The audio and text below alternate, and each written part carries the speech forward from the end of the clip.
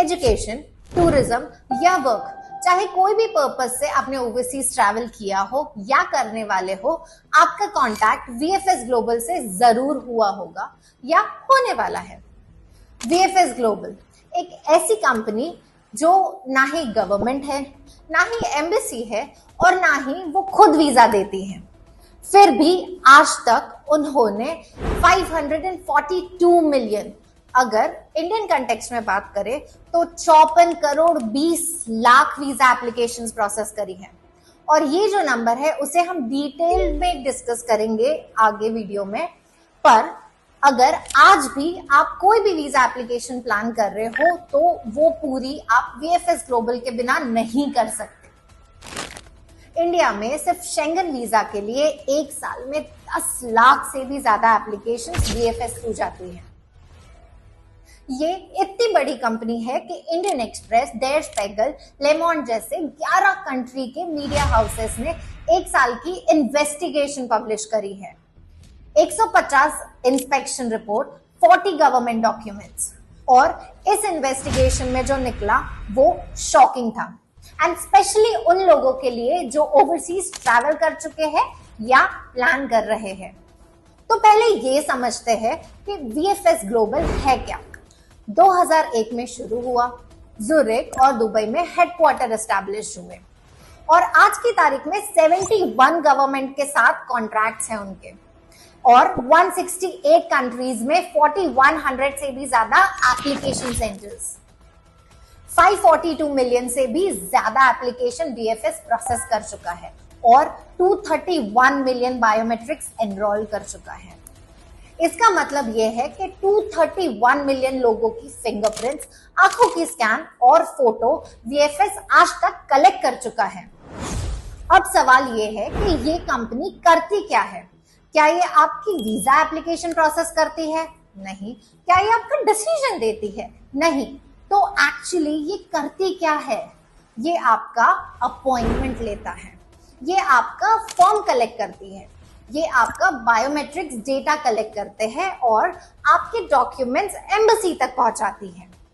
वो एक middle man है, एक बहुत ही पावरफुल, बहुत ही profitable government sanction middle man, और काफी लोग उसे ग्लोरीफाइड कुरियर सर्विसेज भी कहते हैं, जिसके बिना आपकी वीजा एप्लीकेशन कंप्लीट नहीं हो सकती।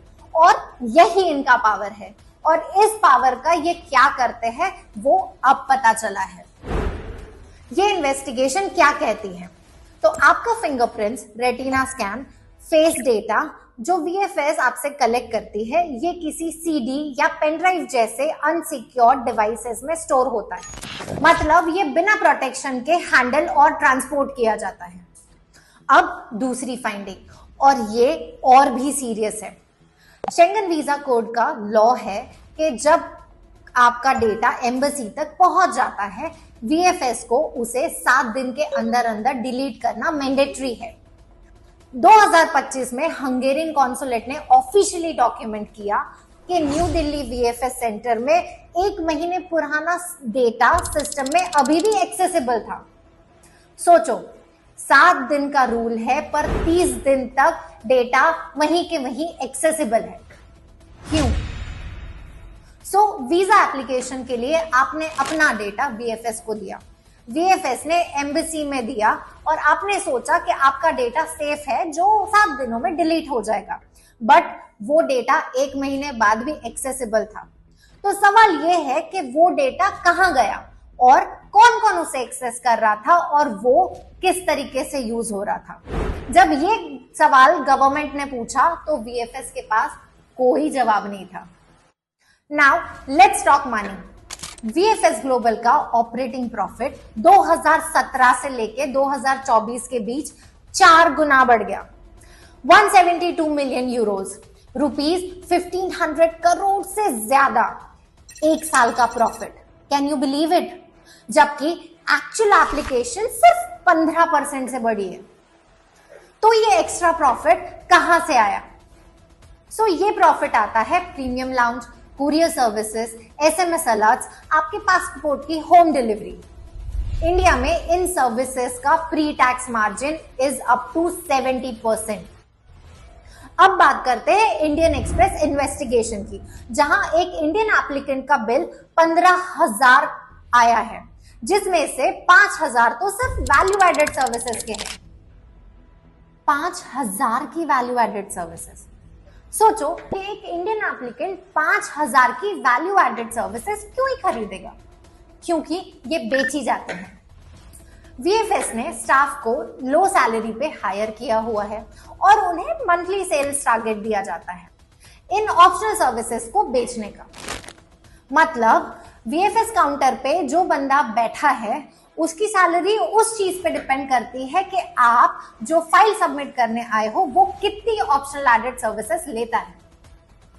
इन्वेस्टिगेशन के ड्यूरिंग एक वीएफएस के पुराने स्टाफ ने इन्वेस्टिगेटर्स को बताया कि ये वैल्यू एडेड सर्विसेज कस्टमर्स को डरा के और उल्लू बना के बेची जाती थी। 2025 में स्वीडिश मिशन ने मुंबई वीएफएस का इंस्पेक्शन किया और पता चला कि मुंबई वीएफएस ने मैंडेटरी और ऑप्शनल सर्विसेज को डिफरेंशिएट ही नहीं किया था और हर एक सर्विसेज एज अ मैंडेटरी बेची जा रही थी। अब देखते हैं कि कौन सी सर्विसेज कंप्लीटली ऑप्शनल है जिसका आपकी एप्लीकेशन पे कोई फर्क नहीं पड़ने वाला।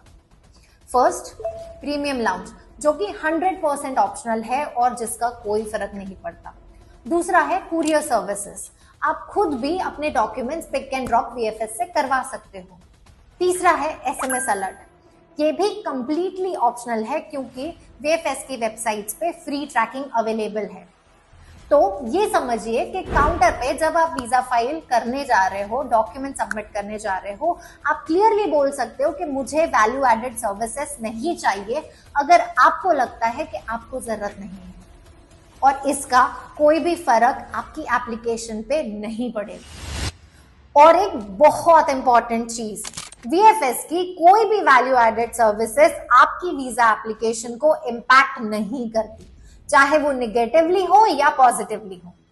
इन्वेस्टिगेशन का तीसरा पॉइंट, जब आप जर्मनी या यूरोपियन कंट्री में अप्लाई करते हो, आपको वीएफएस में अपॉइंटमेंट बुक करवानी पड़ती है और जब आप वीएफएस की वेबसाइट पे जाते हो वहां स्लॉट्स ही अवेलेबल नहीं होती और 1 हफ्ता, 2 हफ्ता, काफी बार 1 महीना और उससे ज्यादा भी लग जाता है। और ये चीज स्टूडेंट वीजा के केस में और भी एक्सट्रीम हो जाती है क्योंकि स्लॉट्स नहीं मिलने के चक्कर में बच्चों को इनटेक्स डिफर करने पड़ते हैं। काफी बार सितंबर से जनवरी, जनवरी से मई, और इनटेक्स की अवेलेबिलिटी भी एक इशू बन जाता है। वो एक स्टूडेंट के करियर का सवाल है। तो ये स्लॉट्स अवेलेबल क्यों नहीं होते? यूरोपियन कंट्री ने ऑफिशियली फ्लैग किया है black market of online appointment slot booking. यहां एक मिडिल मैन होते हैं जो ऑटोमेटेड बॉट सॉफ्टवेयर यूज करते हैं और स्लॉट्स ग्रैब कर लेते हैं सेकेंड्स में और फिर ये स्लॉट्स इलीगली बेचे जाते हैं हजारों में।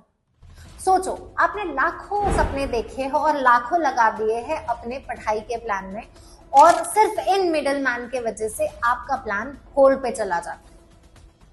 ये मिडलमैन जो 24 घंटे स्लॉट्स बुकिंग के पीछे लगे रहते हैं, वहां आपका क्या ही चांस है। आपकी वीजा फाइल खत्म करने के लिए वीएफएस का स्लॉट बुक करना बहुत ही इंपॉर्टेंट और कंपलसरी है, लेकिन स्लॉट मिलना उतना ही ऑप्शनल क्योंकि सिस्टम की कोई रिस्पॉन्सिबिलिटी नहीं है। इन सब में ये भी इंपॉर्टेंट है कि हम ये सुने कि वीएफएस क्या कहता है।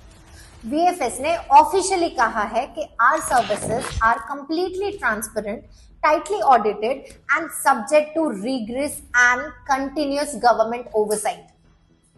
लेकिन ईयू के इंस्पेक्शन डॉक्यूमेंट्स ये कहते हैं कि जब भी ईयू ने वीएफएस के अगेंस्ट कंप्लेन की, वीएफएस ने उस प्रॉब्लम का टेम्परेरीली फिक्स किया, फिर इन्वेस्टिगेशन हुई और फिर से वही प्रॉब्लम। ऐसे लगा जैसे टेम्परेरीली फिक्स किया है परमानेंट प्रॉब्लम को। तो क्या ये सारी सिर्फ वीएफएस ग्लोबल की गलती है? एक चीज समझो, जब भी कोई भी सेक्टर में किसी की मोनोपोली हो जाती है तो वो सेक्टर सिर्फ सर्विस प्रोवाइडर के हिसाब से चलता है, क्लाइंट के हिसाब से नहीं। और वीजा एप्लीकेशन सर्विस सेक्टर में वीएफएस ग्लोबल की मोनोपोली है। जब भी आपको वीजा एप्लीकेशन करनी है, प्रॉब्लम्स भी वीएफएस देगा, आपको कंप्लेंट भी वीएफएस से करनी है और सोल्यूशन भी वीएफएस से ही लेना है। तो I am really sorry to say this, but अगर आपको वीजा एप्लीकेशन प्रोसेस करवानी है तो आपको वीएफएस ग्लोबल के पास ही जाना पड़ेगा। Now back to square one. आपको कनाडा जाना है, यूरोप जाना है या कोई भी ओवरसीज कंट्री जाना है, आपको पढ़ाई करने जाना है, घूमने जाना है या काम करने जाना है, इन सबसे पहले आपको वीएफएस जाना ही पड़ेगा। और एक नंबर जो हमने वीडियो की स्टार्ट में देखा था, 54 करोड़ 20 लाख की एप्लीकेशंस, ये प्रूफ है कि वीएफएस ग्लोबल की मोनोपोली है और इनके अलावा आपके पास कोई ऑप्शन नहीं है। आपके पास ऑप्शन यही है कि आप जाने कि मैंडेटरी और ऑप्शनल सर्विसेज में क्या डिफरेंस है और वो आपकी चॉइस है कि आप ऑप्ट करना चाहते हैं या नहीं।